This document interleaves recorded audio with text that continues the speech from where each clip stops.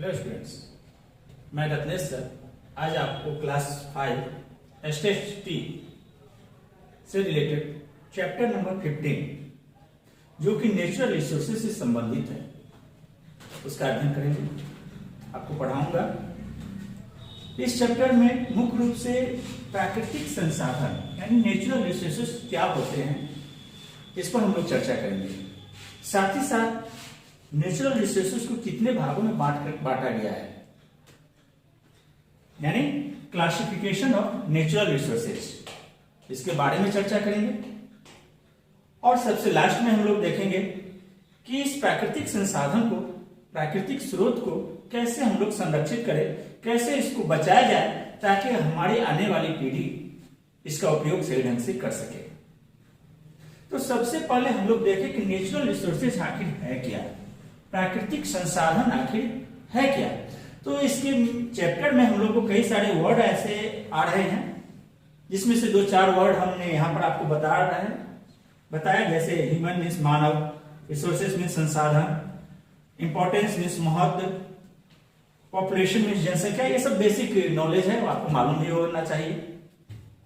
तो हम लोग देखें कि भाई नेचुरल रिसोर्सेज है क्या। तो इसको पढ़ने के लिए सबसे पहले वीडियो देखने से पहले आप अपने सामने अपने जो बुक है उसको ओपन कर लें और चैप्टर नंबर 15 निकालें और पार्टिकुलर बुक पर ध्यान रखें वीडियो के साथ साथ कि a resources is anything which has some utility या value of something that is useful to us. माने ऐसी वस्तु जिसका कोई ना कोई मूल्य हो, जो हमारी जरूरतों के लिए, हमारी जरूरतों को पूर्ति करने के लिए उसका उपयोग किया जाता हो, तो वो सब आ जाता है संसाधन के रूप में यानी स्रोत के रूप में। जैसे एक सामान्य सी बात है कि बेंच, डेस्क, टेबल, कुर्सी, बहुत सारे अदर मैटर्स, सब्सटेंस आपके घर में होंगे। वो सब का उपयोग आप किसी न किसी रूप में करते हैं और उसका कुछ ना कुछ वैल्यू होता है आपके लिए। तो सारी वस्तुएं जो है रिसोर्सेज में आ जाएंगी। एज एग्जाम्पल यहाँ आपकी बुक में भी है, a chair is resources because we can sit on it. कुर्सी भी एक संसाधन है। क्यों? क्योंकि इसका एक कुछ ना कुछ मूल्य है। सबसे बड़ा मुद्दा कि आप इसका उपयोग अपने बैठने के लिए करते हैं। Plant are also resources because we get food. जो भी पेड़ पौधे हैं ये भी रिसोर्सेज में है। क्यों? क्योंकि इससे हमको अपनी भोजन की जरूरत की पूर्ति होती है।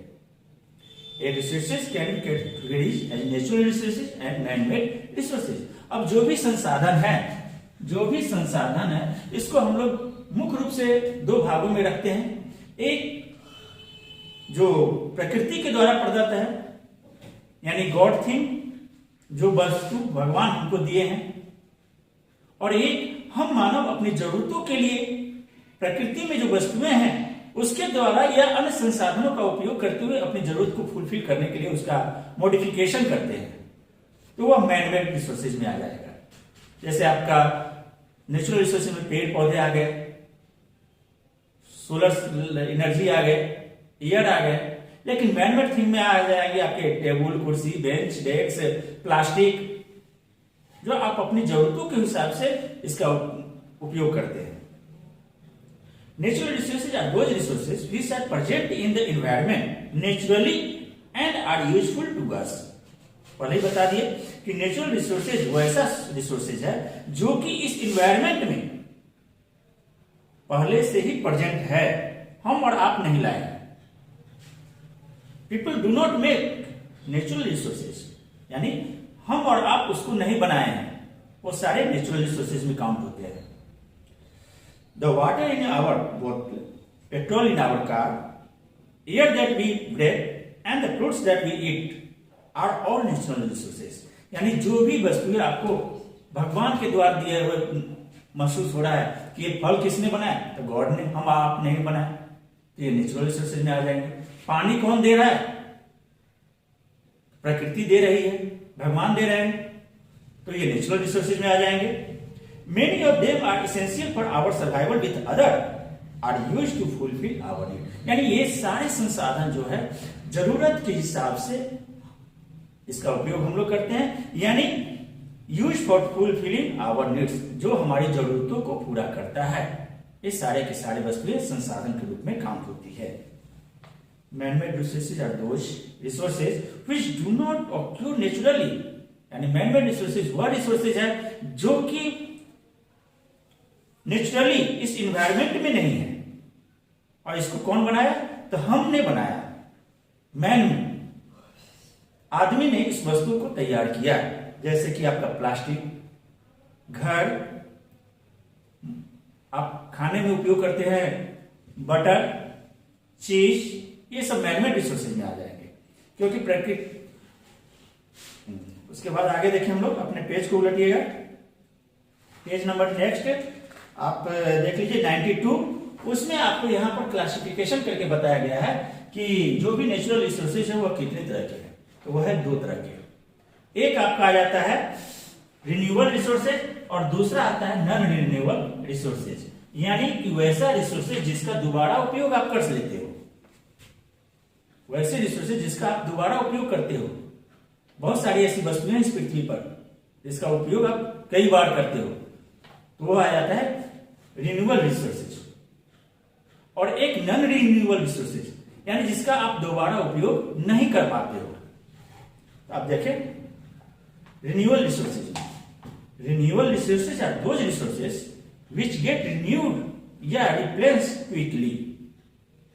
In simple word, a renewable resources grow again या come back again after we use it. यानी पहले बताया कि जिसका उपयोग आप दोबारा करते हो वो रिन्यूएबल में आ जाती है। जैसे हवा, पानी, सोलर एनर्जी, सूरज की ऊर्जा, पेड़ पौधे, जानवर से प्राप्त जानवर, इस सब का उपयोग आप क्या करते हो? बारंबार करते हो। आज दूध प्राप्त कर लिए, फिर कल फिर उसी जानवर से हम फिर दूध प्राप्त कर रहे हैं। सोलर एनर्जी ये कभी नहीं समाप्त होने वाला एक नेचुरल रिसोर्स में आता है। हवा, पानी, ये सब आपका रिन्यूएबल रिसोर्स में आ जाते हैं। अब देखिए 12, अब इसके कौन कौन से अलग अलग पार्ट है, इसको अलग तरह से क्लासिफिकेशन किया गया रिन्यूएबल रिसोर्सेज को समझने के लिए। तो उसमें पहले आ जाता है फर्स्ट नंबर पर आपका एयर, सेकेंड नंबर पर आ जाता है वाटर, थर्ड नंबर पर है आपका सोलर एनर्जी, उसके बाद wind energy, tree and plants, animal, ये सब आ जाता है आपका रिन्यूएबल रिसोर्सेज में। अब एयर क्या है? तो एयर यानी आपके इस वायुमंडल में, आपके इस एटमॉस्फेयर में आप यह विद्यमान है। The air around us is known as atmosphere. Do you know that what are air contents? अब यह तो जानते हो अब कि जो ये हवा है हमारे इस एटमॉस्फेयर में, इसमें बहुत सारे गैसों का मिश्रण है, बहुत सारे गैसेस हैं, जिसमें मुख्य रूप से नाइट्रोजन है, ऑक्सीजन है, कार्बन डाइऑक्साइड है और अदर गैसेस हैं। आगे की क्लास में तुम लोग पढ़ोगे कि इस एटमॉस्फेयर में है जो 71% आपका नाइट्रोजन है, देखना 79%, 21% जो है आपका ऑक्सीजन है, इसके अलावा और भी कई सारे गैसेज है। तो देखिए यहां पर the breath is a mixture of invisible air and odourless gases, माने इस वायुमंडल में बहुत सारे गैसेज है का मिश्रण है हमारा।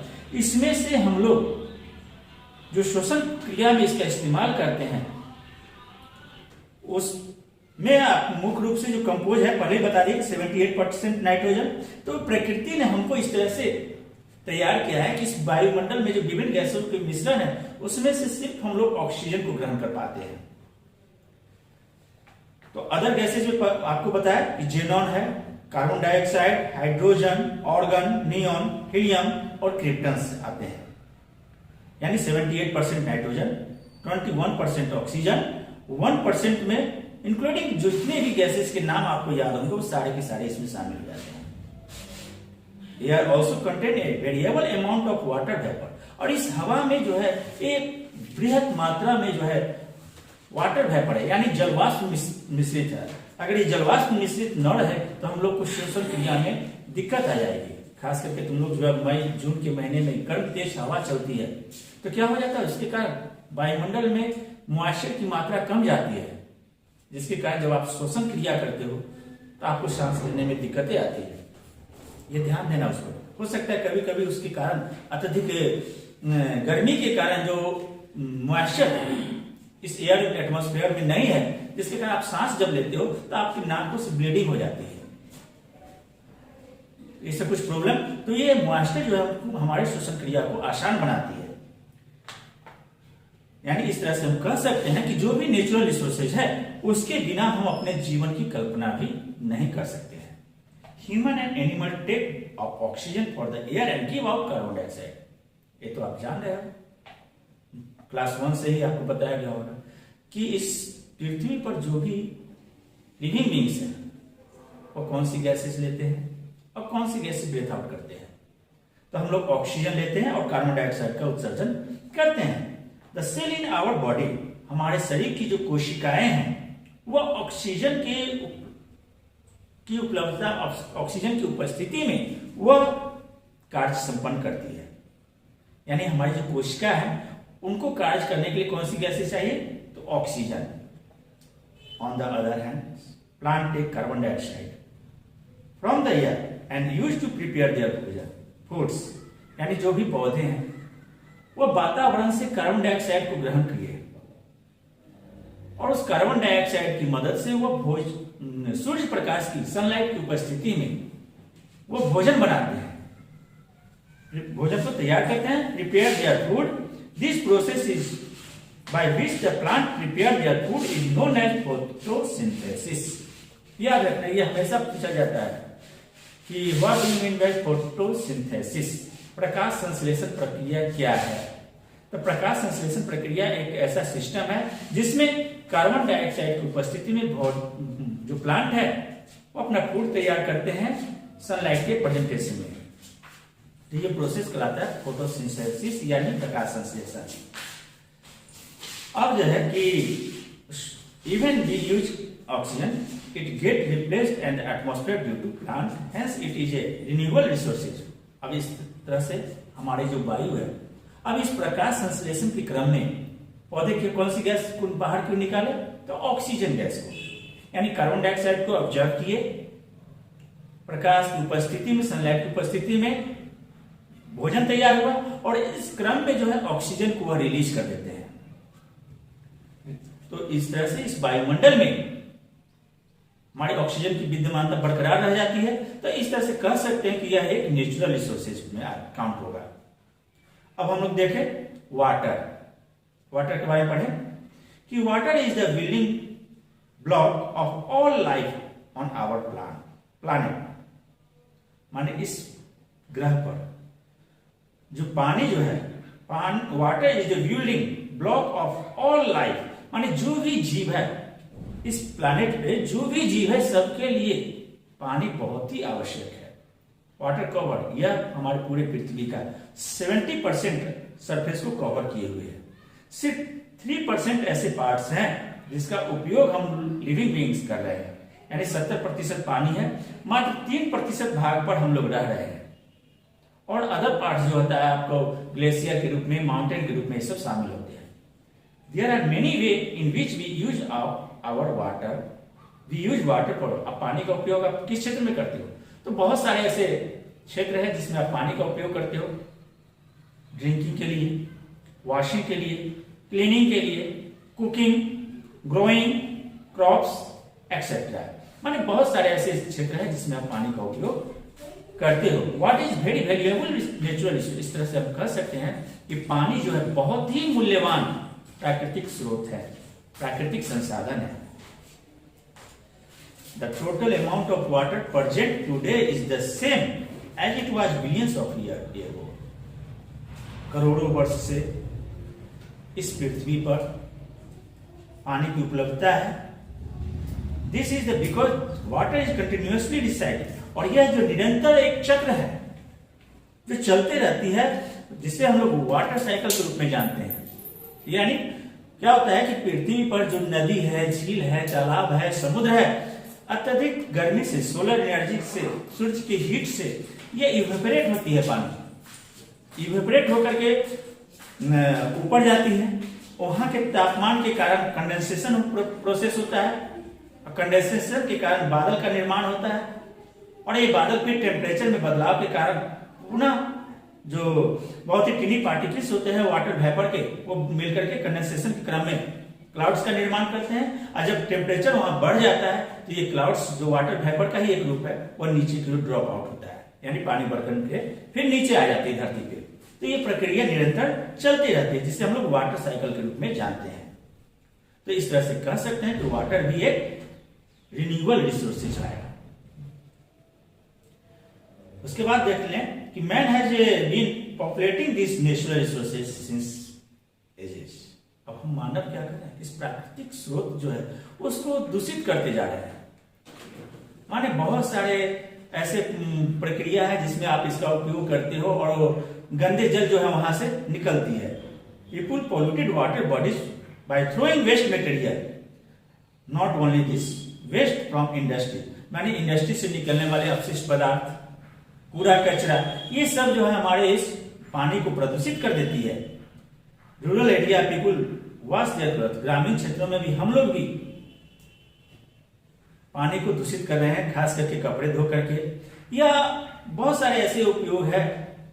नदियों में जाकर के मवेशियों का स्नान कराना, तो उस नदी के जल को भी हम लोग प्रदूषित कर देते हैं। तो इस तरह से हम लोग को इसको संरक्षित करनी चाहिए। अब हम लोग तीसरा टॉपिक इसमें आ जाता है सोलर एनर्जी, यानी ये सारे के सारे हमारे रिन्यूएबल रिसोर्सेज में जा रहे हैं।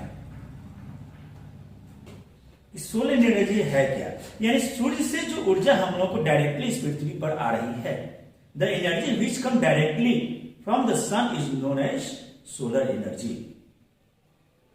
Plant use solar energy to prepare their food. अब पहले ही इससे पहले वाला चैप्टर टॉपिक में बताया कि पौधे जो है सूर्य की प्रकाश का उपयोग करता है, सोलर एनर्जी का उपयोग करता है किसी में, फोटोसिंथेसिस प्रोसेस में, और वहां पर क्या करता है, वो भोजन बनाती है। तो वहीं देखें कि all of us we using solar energy या sun energy in means when we hang our cloth. अब ये जो सौर ऊर्जा है, हम सभी किसी न किसी रूप में इसका उपयोग करते हैं। अगर हम अपने कपड़ों पर स्नान करने के बाद साफ करते हैं तो उसको भी कहां बाहर सुखा देते हैं, छोड़ देते हैं। क्यों छोड़ते हैं? ताकि उस पर सूरज की रोशनी आवे और वहां से हमारे कपड़ों में जो पानी है वो इवेपोरेट हो जाए और हमारा कपड़ा सूख जाए। तो यहाँ भी तो सोलर एनर्जी का उपयोग है। उसके बाद आजकल हम लोग मॉडर्न तकनीक का, मॉडर्न कुकर का व्यवहार करते हैं, जिसे हम लोग सोलर कुकर के रूप में जानते हैं। यानी उस सौर ऊर्जा का उपयोग, सूरज की गर्मी का उपयोग हम लोग अपने भोजन पकाने में भी करते हैं, और भी कई सारे कामों में हम लोग सोलर एनर्जी का उपयोग करते हैं। Human have also trapped these natural resources of energy and converted it into other form। अब हम मानव साइंस में काफी ज्यादा डेवलपिंग करें, बहुत ज्यादा प्रोग्रेस हम लोग की साइंस में होती जा रही है, जिसके कारण नए नए इक्विपमेंट्स आ रहे हैं, और उस इक्विपमेंट्स का प्रयोग हम लोग इस सोलर एनर्जी को एक कन्वर्ट करने के लिए उपयोग करते हैं। जैसे अभी आपके विद्यालय में सोलर एनर्जी का उपयोग हम लोग इलेक्ट्रिक एनर्जी के रूप में कर रहे हैं। इस सोलर एनर्जी का प्रयोग, सोलर एनर्जी को हम लोग क्या करते हैं, कन्वर्ट कर देते हैं इलेक्ट्रिक एनर्जी में, और हम लोग इससे ट्यूबलाइट, फैन, या आपके कंप्यूटर सेक्शन में कई सारे काम इससे होते हैं। Heat and electricity, solar energy is widely used for heating, lighting and generating electricity and for a variety of industries process.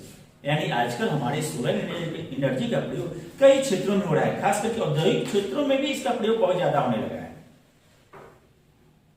आपके पड़ोस में जंदाहा में भी सोलर सिस्टम बृहद पैमाने पर लगाया गया है प्राइवेट कंपनी के द्वारा। कभी उस क्षेत्र से गुजरे तो देखें, वहां पर आपके इस विद्यालय के सबसे ऊपर में कई सारे सोलर पैनल लगाए गए हैं। यानी उससे हम सौर ऊर्जा को स्टोर करते हैं दूसरे रूप में कन्वर्ट करने के लिए।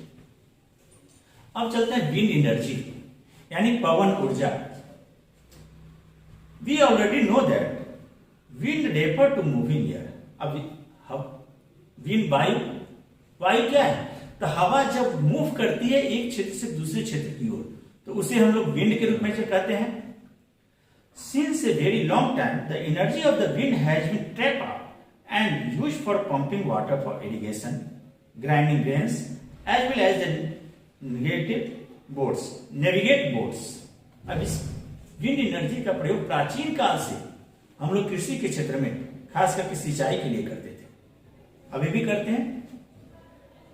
Grinding grains as well as navigate boats, और साथ ही साथ नाव पर जो हम लोग पाल लगाते हैं, नाव को दिशा देने के लिए एक अवरोधक के रूप में ऊपर देखते होंगे आप कि नाव में बड़े बड़े कपड़े के अवरोधक के रूप में लगाया जाता है, जिसको हम लोग जनरली पाल कहते हैं।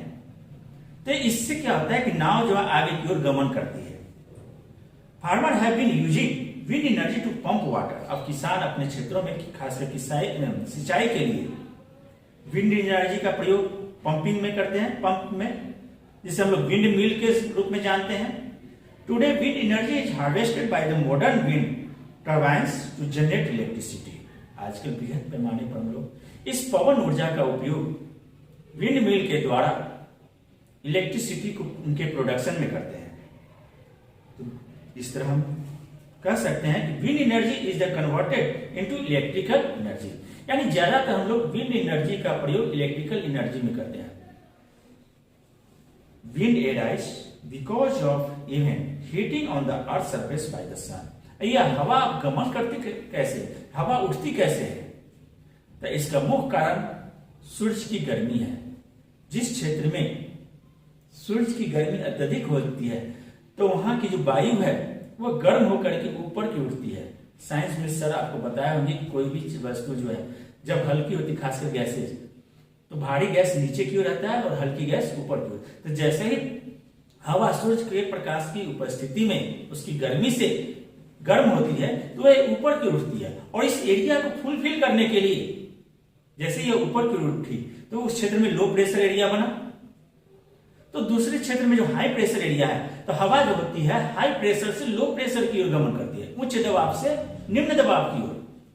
आप लोग अभी रूम पैक होगा, रूम में देखते हो जहां भी छोटा सा होल है उस होल से हवा आपके रूम में तेजी से आ रही है। क्यों आ रही है? तो जैसे ही आप रूम पैक करती है कुछ देर में क्या देखते होंगे कि रूम का टेम्परेचर जो है बढ़ जाता है बाहर के टेम्परेचर से।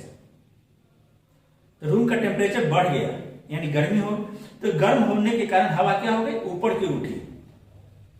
तो इस क्षेत्र को फुलफिल करने के लिए जहां से भी उच्च दबाव वाला क्षेत्र है, जहां से भी उसको रास्ता मिल रहा है, उस रास्ते से वह हवा जो है अंदर रूम में प्रवेश करने की कोशिश करती है। खास करके अभी ठंड के मौसम में आपको प्रत्यक्ष ये दिखाई पड़ रहा होगा। अब देखिए आगे कि इस तरह से हम कह सकते हैं कि विंड एनर्जी भी एक रिन्यूएबल रिसोर्सेज में आता है, रिन्यूएबल नेचुरल रिसोर्सेज में इसको काउंट करते हैं, क्योंकि इसका कभी समापन नहीं होता है। उसके बाद पेड़ पौधे आ जाते हैं। Human and animals are dependent on plant for their survival. हम मानव और जो भी जानवर है वो सभी के सभी पेड़ पौधे पर ही आश्रित है। क्यों? अपने जीवन यापन के लिए। बिना पेड़ की हम लोग अपने जीवन की कल्पना भी नहीं कर सकते। Without tree and plants it will not be possible to survive.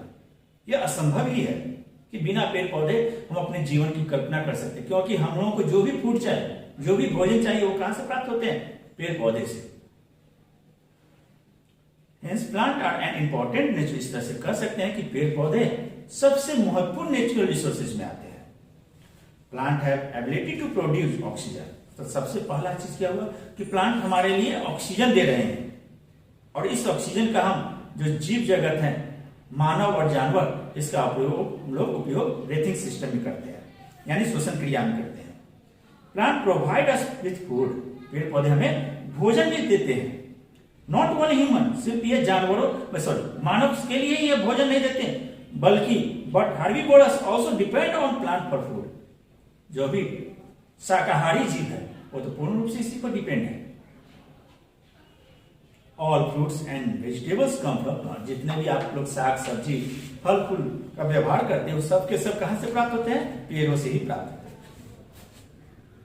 उसके बाद देखिए कई सारे इसमें पॉइंट्स हैं जो हम लोगों को पौधों से क्या प्राप्त होते हैं।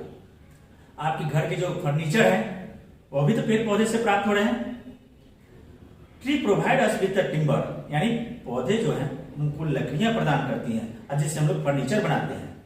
Plant provide us with the fibre which is used to make cloth. पेड़ पौधे ही हमको फाइबर देते हैं, रेशा देते हैं, जिससे हम लोग अपने कपड़े को तैयार करते हैं। जैसे आप कॉटन प्लांट, जूट का पौधा, उससे जो रेशा प्राप्त होता है, हम लोग कपड़ा तैयार होता है कॉटन।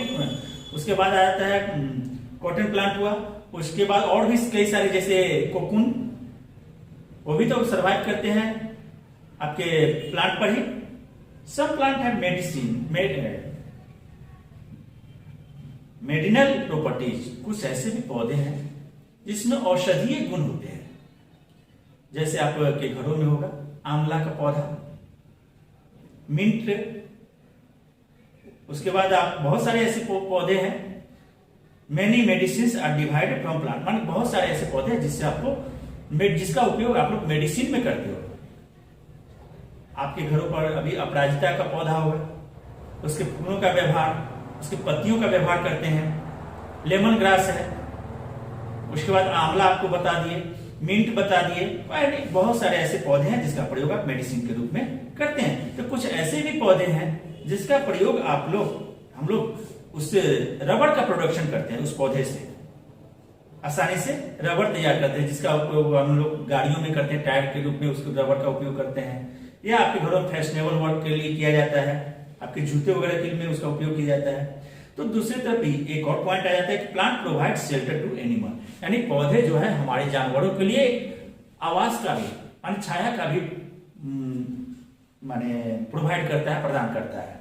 तो इस तरह से कह सकते हैं कि पौधे जो है, ट्री एंड प्लांट एक बहुत ही अच्छा नेचुरल रिसोर्सेज में आता है। अब हम लोग देखें एनिमल।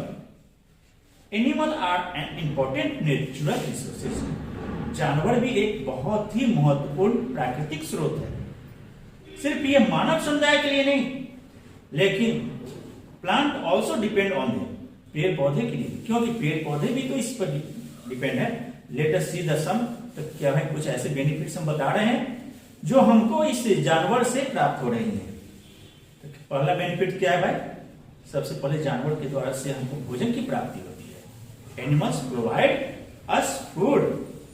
दूसरा पॉइंट है कि humans have been using the skin of animals since age. प्राचीन काल से हम मानव समुदाय जो था, जानवरों के खाल का प्रयोग, जानवरों के जो स्किन का प्रयोग हम लोग करते। मैं रत्नेश सर आज एक बार फिर आपके पास SST क्लास 5 चैप्टर नंबर 15 जिसका पार्ट 2 वीडियो लेकर के आए हैं। इस पार्ट 2 में हम लोग जो रिन्यूएबल रिसोर्सेज थे, जिसमें आपके विंड, सोलर एनर्जी, वाटर इत्यादि के बारे में हम लोग स्टडी किए। रिसोर्सेज के बारे में जानकारी प्राप्त किए कि रिसोर्सेज आखिर है क्या, उसको दो भागों में बांटे, और उस दो भाग में बांटने के बाद रिन्यूएबल रिसोर्सेज के बारे में हम लोग जानकारी प्राप्त कर रहे थे। अब हम आज पार्ट 2 में हम लोग देखेंगे कि जो रिन्यूएबल रिसोर्सेज है उसके जो नेक्स्ट पार्ट है, उसमें अगला भाग जो आता है एनिमल, जिसकी चर्चा हम लोग पार्ट 1 में कुछ सेकंड के लिए किए थे सबसे लास्ट में, कि animal are an important natural resources. जानवर प्राकृतिक एक बहुत ही महत्वपूर्ण प्राकृतिक स्रोत है। सिर्फ यह ह्यूमन बीइंग के लिए नहीं, बल्कि plant also depend on them, बल्कि पेड़ पौधों के लिए भी, क्योंकि यह भी उन पर डिपेंड है। लेटेस्ट तो कैसे कुछ भाई, कैसे इसको हम जानवर को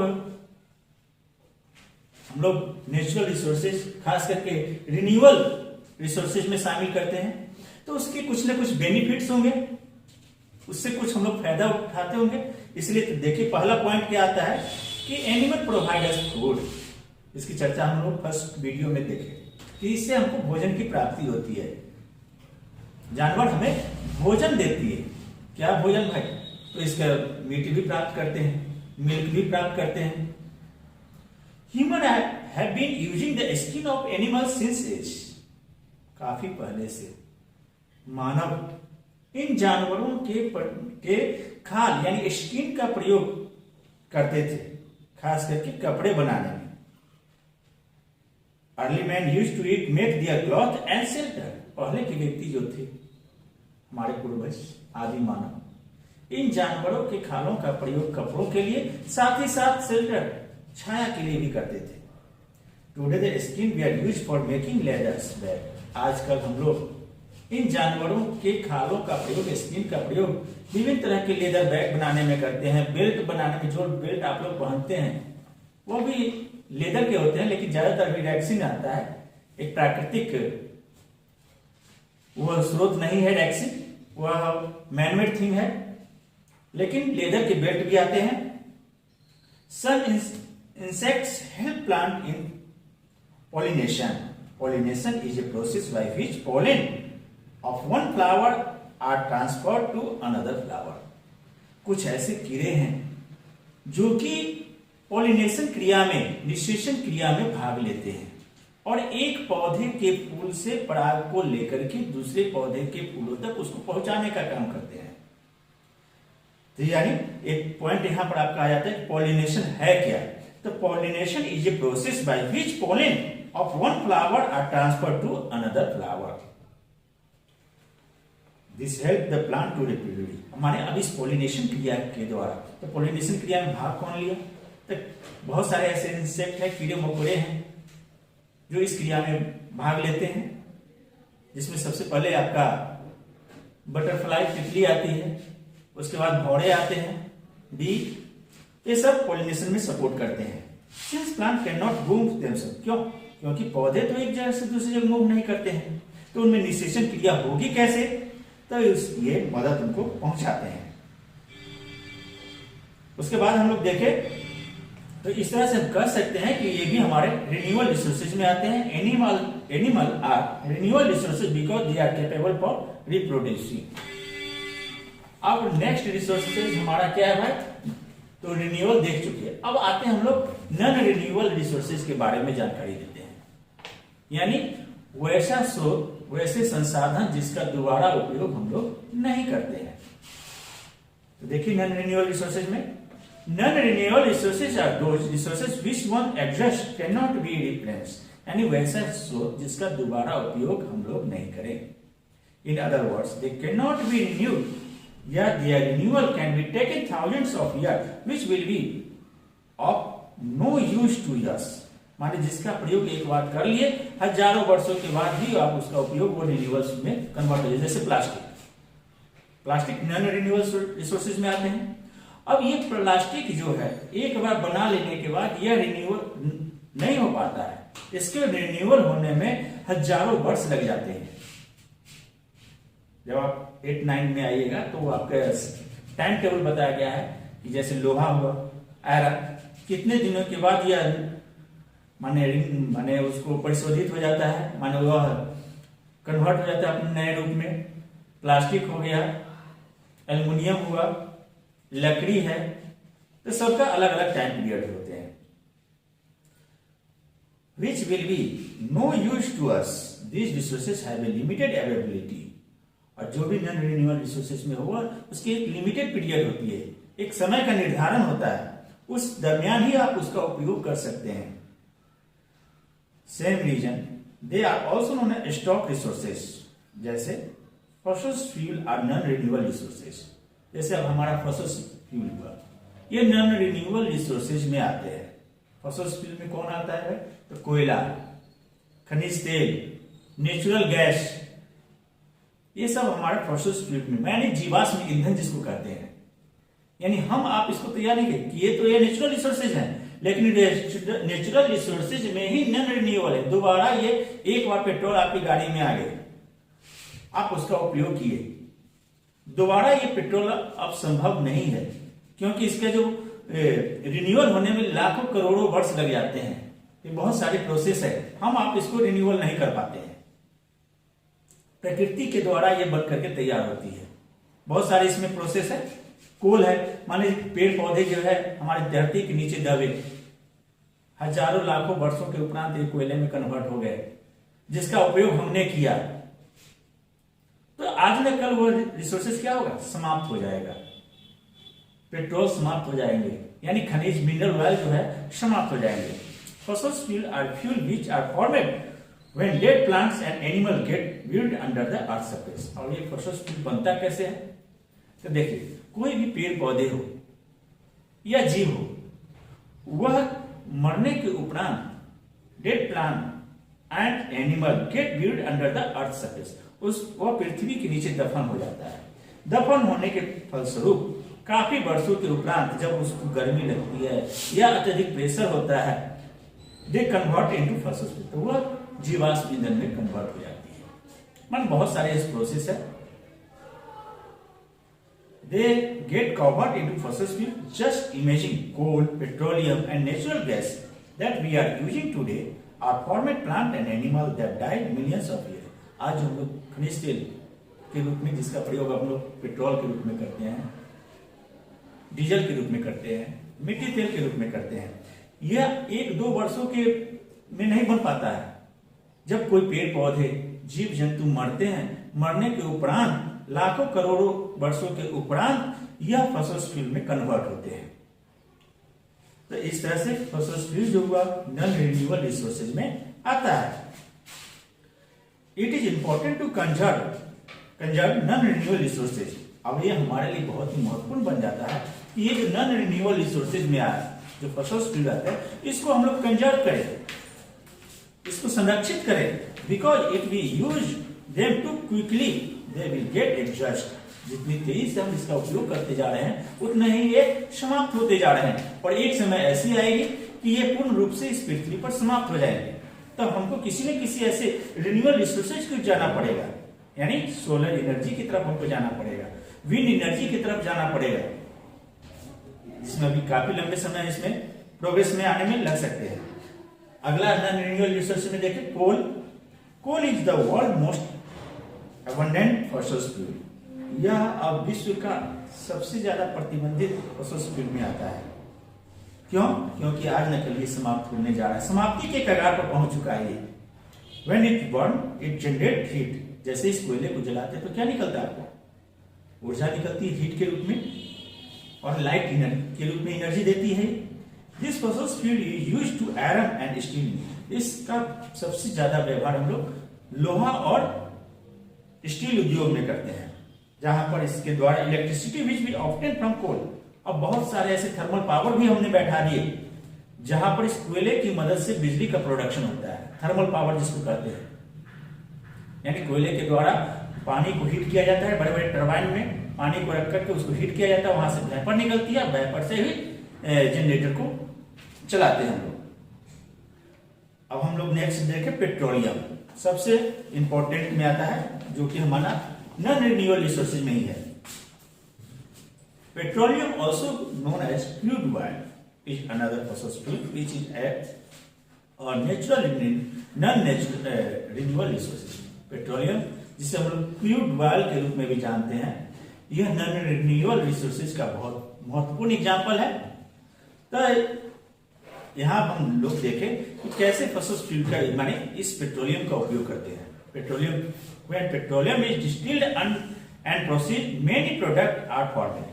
यानी पेट्रोलियम के निर्माण की प्रक्रिया में जो मिनरल ऑयल, खनिज तेल हम लोग धरती से निकालते हैं, फॉसिल फ्यूल जो धरती से निकालते हैं, उससे पेट्रोल को तैयार करने में कई सारे प्रोसेस से होकर के गुजरना पड़ता है, और उससे कई तरह की प्रोडक्ट हम लोग को प्राप्त होती है, जिसमें सबसे पहले पेट्रोल निकलता है, गैसोलीन, डीजल, केरोसिन ऑयल, और विभिन्न तरह के आपके कॉस्मेटिक्स प्रोडक्ट भी इससे तैयार होते हैं।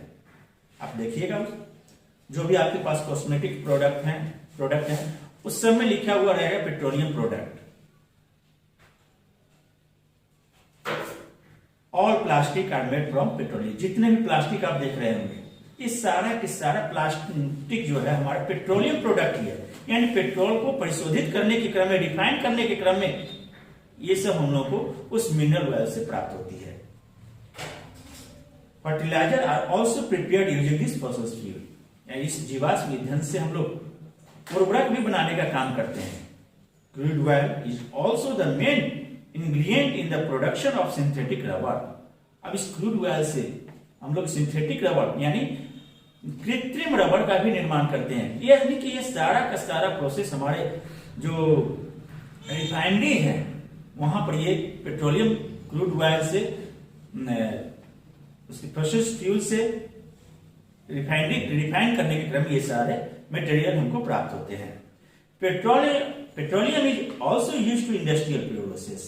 इस तरह से सबसे लास्ट पॉइंट है कि पेट्रोलियम जिसका उपयोग हम इंडस्ट्रीज में बृहद पैमाने पर करते हैं, तो this fossil fuel will exist from the deep depth of earth surface. तो ये पेट्रोल आती कहां से, तो पहले ही बता दिए कि धरती के गर्भ से, यानी बहुत नीचे डीप होल करके हम लोग इस मिनरल ऑयल को निकालते हैं पेट्रोल, और उसको रिफाइन करके पेट्रोल में कन्वर्ट करते हैं।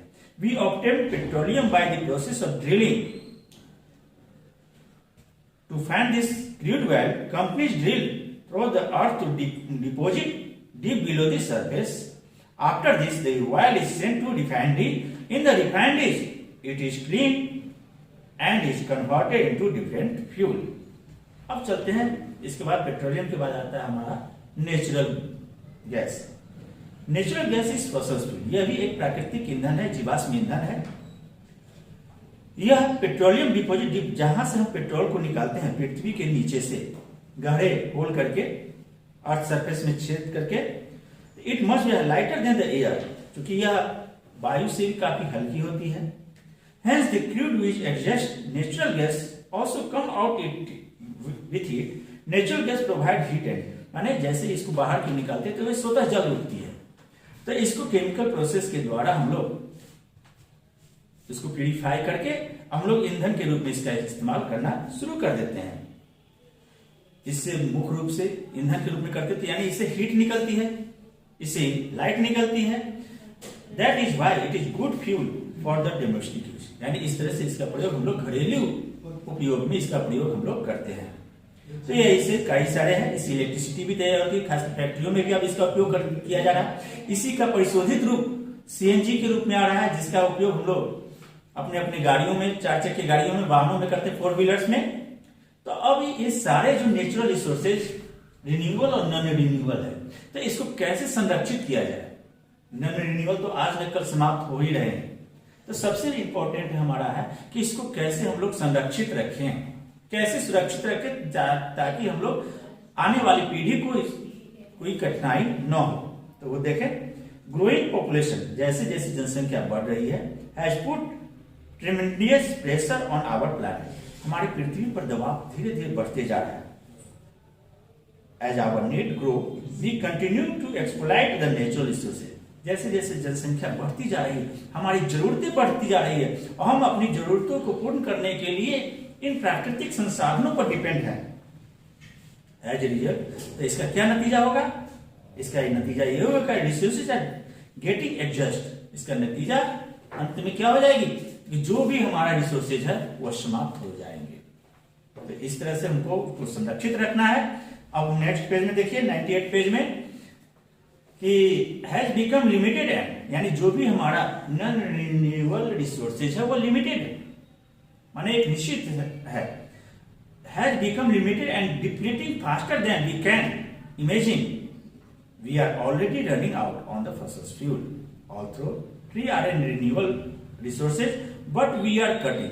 तो अब इसके लिए हम लोग को क्या करना होगा? हम लोगों को सचेत होना होगा, हम लोगों के अंदर अवेयरनेस आनी होगी, जागरूकता आनी होगी कि कैसे हम अपने संसाधनों को संरक्षित रखें। तो सबसे पहला काम क्या करना होगा? पेड़ पौधे जो हम लोग काटते जा रहे हैं उसको बंद करना होगा, क्योंकि यह हमारा सबसे बड़ा रिसोर्सेज में आता है। जो फॉसिल फ्यूल का प्रयोग हम लोग अपने वाहनों में कर रहे हैं, इसका कम से कम उपयोग करें, ज्यादा से ज्यादा साइकिल का प्रयोग करें। उसके बाद आता है some natural resources which are in surplus quantity but we have polluted them so much that issue like global warming।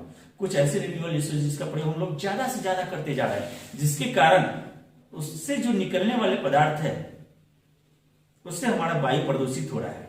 और वायु प्रदूषित हो रही है तो यहाँ की टेम्परेचर, इस पृथ्वी का जो एटमॉस्फेरिक टेम्परेचर वह इंक्रीज होते जा रहा है, जो कि ग्लोबल वार्मिंग की ओर आपको लेकर के जा रही है।